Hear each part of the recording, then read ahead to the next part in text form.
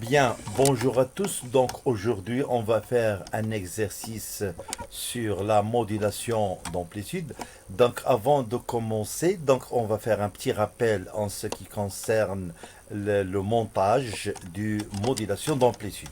Donc le matériel nécessaire ici, donc il nous faut ici un générateur basse fréquence. Ici vous aurez deux générateurs basse fréquence et vous aurez ici un multiplieur, il est là, qui est le AD633 plus les fils de connexion et un générateur ou bien un oscilloscope électronique Bico. Bien. Bon, maintenant le AD633 qui est la base de la modulation d'amplitude ou bien le multiplieur, il est formé par 8 broches. 1, 2, 3, 4, 5, 6, 7 et 8. Donc, dans ces 8 broches-là, nous, on va seulement, dans notre montage, s'intéresser aux 3 broches. Le E1, E2 et le S. Le E1, c'était la broche numéro 1. Et l'entrée E2, c'est la branche numéro 3. Et la sortie S, il se trouve sur la broche numéro 7. Donc, et on aura le 2 et le 4 et le 6, ils seront reliés à la masse et les deux autres broches, donc ça sera l'alimentation stabilisée plus ou moins 15 volts. Bien. Bon, maintenant pour le signal à l'entrée E2.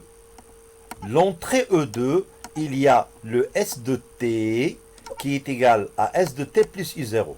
Donc le S de T, c'est ce signal-là. Ceci, c'est le signal qui se trouve ici. Ça, c'est un signal S de T qui est par exemple un son, qui est donné par exemple par un microphone de l'ordre de 1 kHz.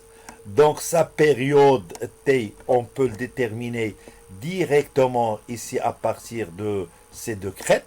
D'abord ça c'est la TS, la période du signal. D'accord? Ensuite ça S de T, d'accord? S de T c'est celle-là, c'est ce signal-là qui sera donné avec un générateur basse fréquence 2, c'est-à-dire un générateur basse fréquence, et le signal que j'aurai, c'est un signal basse fréquence, BF. Et ici, le U0, le U0, c'est une composante horizontale, c'est une tension qui est continue, on l'appelle la tension de décalage. Donc, comment on fait pour réaliser le S de T plus U0? Le S de T, elle est là. Et le S de T plus U0 qui est égal à S de T, c'est ce signal-là. Donc, ça, c'est le S de T. Et ça, c'est le petit S de T. Comment on fait pour passer de là à là avec le même générateur basse fréquence? Eh bien, je vais prendre le générateur basse fréquence. J'aurai mon signal S de T, elle est là. Je vais tirer le bouton de l'offset de générateur basse fréquence. Je vais le tirer et je vais le tourner à droite et il va monter en haut. C'est-à-dire je vais le tourner dans le sens des aiguilles d'une montre et je commence que le signal qui va monter. Donc regardez, dès le départ ça c'est le 0. Maintenant au moment où je viens d'appliquer l'offset, eh bien je commence que mon signal il a été monté. Donc ça, le deuxième signal qui se trouve ici, c'est le S de T que je vais l'introduire par la broche numéro 3, c'est-à-dire l'entrée ici E2.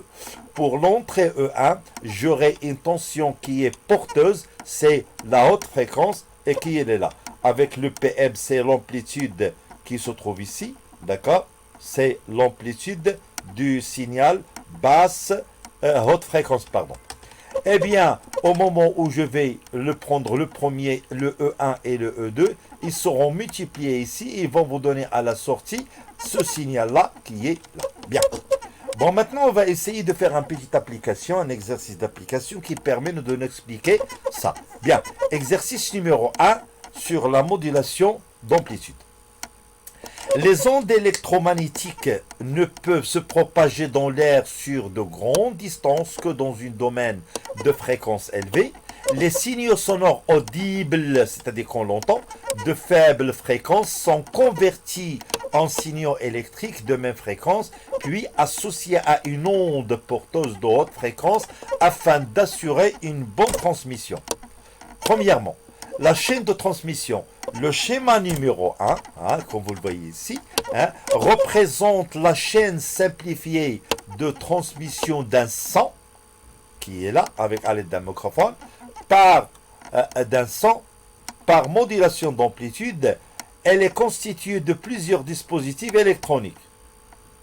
Alors, regardez, ici plusieurs. Parmi les 5 propositions ci-dessous, retrouvez le nom des 4 dispositifs électroniques numérotés, c'est-à-dire le 1 et le 2 et le 3 et le 4. Voilà. Dispositifs électroniques, qu'est-ce qu'on aura? Les 5. Le premier, l'antenne. Le deuxième, c'est pas le deuxième ici. Donc l'antenne, l'amplificateur HF, c'est haute fréquence, générateur HS, haute fréquence, et multiplieur et le voltmètre. Bien. Donc, on aura ici le nom des 4 dispositifs électroniques numérotés. Eh bien, comme vous le voyez ici, le 1 il est là, le 2, le 3 et le 4. Donc, ici, j'aurai un 100, c'est-à-dire c'est un signal qui est faible. D'accord? Et ici, une boîte noire, ici. Cette boîte noire-là qui se trouve ici, il est muni avec le signal basse fréquence. Donc, j'aurai ça et ça. C'est un signal basse fréquence. Et ici, j'aurai un signal haute fréquence. Donc, ici, le 1, ça sera dans notre cas le générateur haute fréquence, c'est-à-dire la porteuse. Le deuxième cas, c'est le multiplieur. Il va multiplier ici, ça c'était le E2, et ça, le E1 et le E2, c'est l'entrée, et ici c'est la sortie. Donc ici c'est le multiplieur, le AD633. Deuxièmement, le multiplieur. Le troisièmement, le signal que je vais obtenir ici, c'est un signal qui est non amplifié. Donc le 3, ici c'est un amplificateur haute fréquence, et le quatrième c'est l'antenne. Bien. 1, 2. Quels sont les signaux obtenus en B, ici, en C et en D? Parmi ceux cités ci-dessous, la porteuse notée UP, UP max cosinus de pi FT, F c'est la fréquence de la porteuse, UP max c'est l'amplitude de la porteuse. D'accord? Et quand nous avons dit que la porteuse c'était en 1, d'accord? Le signal modulant BF noté US de T plus U0. Le US de T il est donné par le microphone et le isoré il est donné par la boîte noire. D'accord? Et le signal modulé UM de T, c'est celui qui se trouve à la sortie D. Bien. Et donc, à ce moment-là, en B, voilà. Donc, les signaux obtenus en B, C et D. En B, c'est un signal modulant BF noté US de T plus U0. D'accord? Dans le 1, dans le C, j'aurai là la porteuse. D'accord? On sait la porteuse notée UP de T, c'est UP max cosinus de pi FT. Et à la sortie D, donc vous aurez le multiplieur qui est un signal qui est modulé, qui sera noté UM de T. Bien. Bon, maintenant, un 3, le signal électrique recueilli en A à la sortie du microphone correspond à la tension US de T. Une boîte noire est intercalée entre les points A et B. Quel est son rôle? Donc le rôle de cette boîte noire, c'est qu'il permet d'éviter le phénomène de surmodulation. Donc la boîte noire permet d'ajouter une composante. La boîte noire permet d'ajouter une composante continue à la tension S de T issue du microphone. Cela est nécessaire pour éviter le phénomène de surmodulation. 1.4.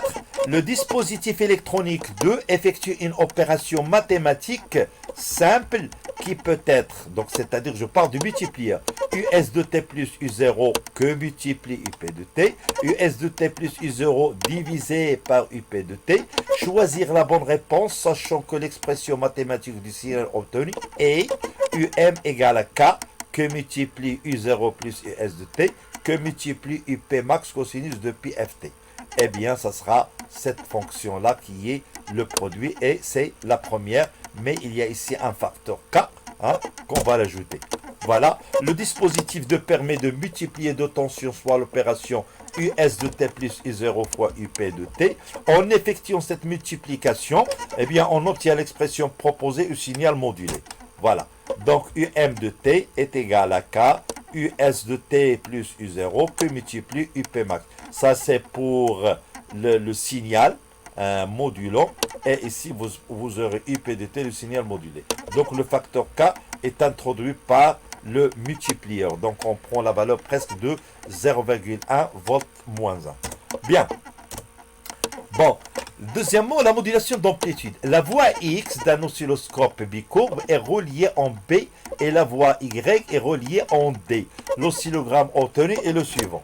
Voilà, on va obtenir ça. Donc, notre schéma, elle est là. Donc, qu'est-ce qu'on vous demande? Sur la voie X, il est relié en B. Voilà, on aura ici la voie X, il est relié en B. Et la voie D, il est relié en... Et la voie Y, elle est reliée en D. Question. Bien. Estimez les valeurs des périodes TS et TP du signal modulant et de la porteuse. Donc, TS, c'est la période du signal modulant et TP, c'est la période de la porteuse. Eh bien, le signal modulant, on va commencer par, ici, période TS du signal modulant. Le signal modulant, c'est ça.